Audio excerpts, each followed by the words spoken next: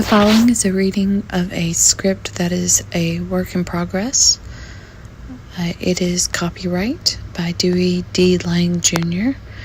I have sought out the author to request to do a reading. I have read his short story, Pure, which this script is based on. If you want to find it, check it out at Samantha's Reading Corner. But today we're going to go through the actual script, and I hope you all enjoy. So the reading of today is from the Pure third draft from October 2019. Logline, A Tale of the Supernatural Forces of Human Emotion and Mental Illness. Screenplay adaptation by Alyssa Eichelman, based on the original short story, Pure, by Dewey D. Lang Jr. We find the opening scene at a beach during the daytime. The beach is nearly empty, with sparse groups and individuals going about their day. The sky is rather cloudy, with meek rays of sunlight peeking through. Dexter, a man in his 30s, settles into the sandy ground surrounded by overgrown marram grass. In his hand, he carries a small leather-bound journal. He is a man of overwhelming average appearance, neither attractive nor unattractive. His clothes are simple, with an unabashed nature. He wears a white crew-cut shirt, beige cargo shorts, and Birkenstock sandals. He is the epitome of normal. As he slumps into the ground, his sandaled feet slide through the sand, capturing it between his toes. Behind his outdated glasses, his eyes are closed. He inhales the breeze as it overtakes him. The wind pushes and pulls the grass about, creating a soothing rustle of nature. He hears the chime of a phone. Dexter's eye winces at the trauma of the familiar sound. We then see a montage of beachgoers. From the boardwalk, a young man and woman take a selfie as the wind blows the woman's hat into the air. On the beach, two teenage girls are typing away at their cell phones, giggling in between alerts. A cacophony of cell phone tones and vibrates are heard. Dexter's hand clenches into a balled-up fist. Among the noise, a cell phone tone gets louder. To the side of Dexter, his phone is going off. As we zoom in on the phone, we see the name Camilla, who's in her 30s as well. The caller ID displays her name. In the photo, her arms are wrapped around Dexter as she gives a wide grin, while Dexter has a more controlled smirk. An attractive man holds out his camera, speaking into it as if to an audience. He uses his free hand to brush his hair that's tousled by the air current. Dexter's ears are ringing with a mixture of the sounds. His cell phone continues to get louder. Camilla is still trying to get a hold of him. His eyes wince tighter and face is riddled in agony. A fantastical vision of Camilla on the beach appears. She is smiling and laughing. Dexter's face relaxes for a moment. We see Camilla again. Beside her is an attractive man from before. He wraps his arm around her shoulder and pulls her in for a selfie together.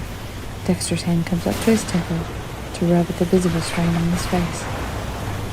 The pulsation of Dexter's heart grows loud. Camilla and the attractive man look cheerful. They laugh and kiss as the camera continues to flash. Looking at the phone, the call ends, revealing several missed calls from Camilla. Everything suddenly goes silent. The beach continues, and we hear the sounds of the wind running through the grass, the call of the seagulls, and the crashing of the waves of the ocean. Dexter's clenched hand gives away, allowing his fingertips to slip deep into the sand. All at once he exhales, and all of the chaos is drowned out. He opens his eyes to greet this new, peaceful place. The sun shines on the small, isolated mound he has placed himself on. He turns his attention now to his journal. Swiping through, he passes page after page of cursive writing and scribbled sketches. The artwork displays familiar faces such as Plato and Socrates. At last he comes to a blank page. His pen glides onto the paper. Dexter. It is in this overgrown, forlorn section of the beach where I find release from the horrific insanity we call society.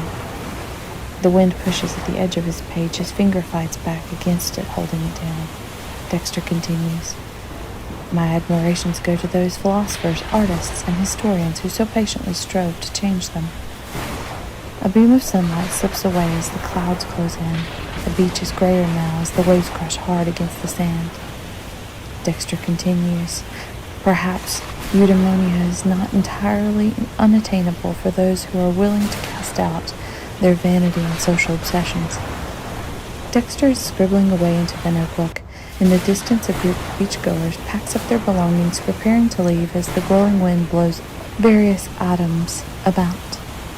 Dexter continues, I like to think of myself as a philosopher of modern times. A voice, snarky, philosopher. Dexter shakes off the voice in his head, brushing a bead of sweat from his forehead. He continues, immersed in the splendor of appreciation for nature, beauty, the written word. Looking at Dexter's writing in the journal, it is sloppy and damn near impossible to read. Dexter continues, words that are written eloquently, although not entirely legible. The voice says, oh, how the mighty have fallen. Dexter scoffs at himself. In the distance we hear cries of thunder. He's startled by the sound, now conscious of the changing surroundings. He looks forward-facing at an incoming storm. Dexter. Unfortunate.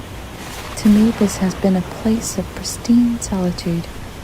His gaze is piercing through the storm as his hand continues to move his pen. Somewhere, where the constant march of technological death finally loosens its grip on my soul. The voice. Is this that sting you feel? Funny, this piercing sensation seems to me like something else. He glances up at the slow, encroaching clouds. Strange though, as I gaze over the ocean swells, my soul and mind are touching something. Dexter's pen comes to an abrupt stop. He rises to his feet, all the while his eyes are caught by the storm in the distance. Together, Dexter and the voice say, something deep. There is a pause, and the speed at which the storm moves has increased. Dexter's hand is rested to his side, holding the notebook. The open page flutters in his hand. The scribblings from before are gone.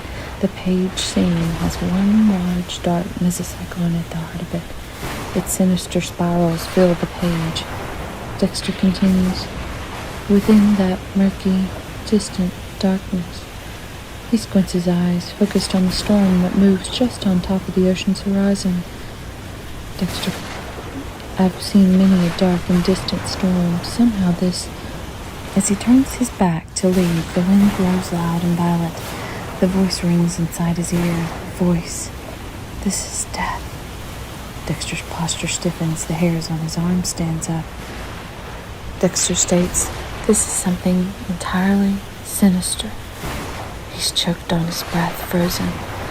The nape of his neck is riddled with goosebumps. Clenching his fist, he musters the strength to turn his attention back toward the storm. A peculiar shadow shifts behind the clouds of gray. The form is both massive in size, but faint enough that the nature of its shape is vague. Dexter. Oh, God.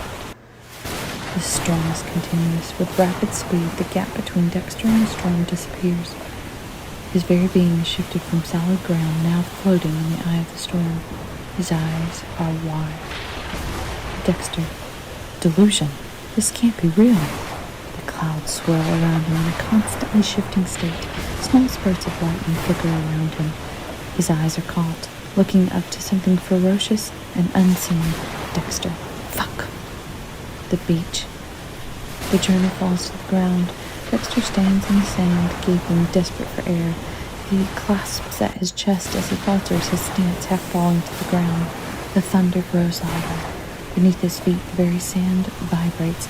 The pages of the journal shift about.